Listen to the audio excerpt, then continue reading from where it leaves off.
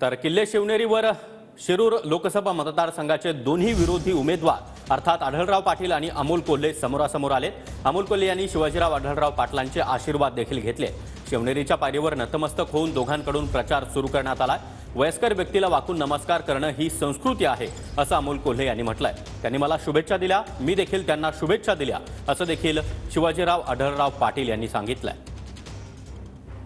प्रामुख्याने तुमचे विरोधी उमेदवार असलेले आढळराव पाटलांचे चरण स्पर्श केला। वयानं मोठे आहेत ही आपली संस्कृती आहे आणि वयस्कर व्यक्तींना हा नमस्कार करणं ही आपली संस्कृती। त्या पद्धतीनं समोर वयस्कर व्यक्ती आली, मग ती निवडणुकीच्या रिंगणात आहे किंवा इतर ठिकाणी आहे। आजकाल जे एक व्हिंडिक्टिव्ह आणि द्वेषाचं राजकारण सुरू झालेलं आहे, या पलीकडे जाऊन मला वाटतं ही राजकारणातली सुसंस्कृतता ही प्रत्येकानं जपावी। पहिल्या पायरीवर नतमस्तक होतात ना, काय मागणी केली महाराजांच्या लीन होत असताना? महाराजांकडे हीच कायम मागणी आहे की सर्वसामान्य माणसासाठी रयतेचं राज्य जे तुम्ही अस्तित्वात आणलं होतं, त्या सर्वसामान्य रयतेसाठी लढण्याची प्रेरणा द्या। आता हे ठीक आहे, ही प्रथा आहे हिंदू धर्मामध्ये ज्येष्ठाच्या पायाला स्पर्श करायचा। त्यांनी शुभेच्छा दिल्या, मी शुभेच्छा दिल्या। आशीर्वाद मागितला काय?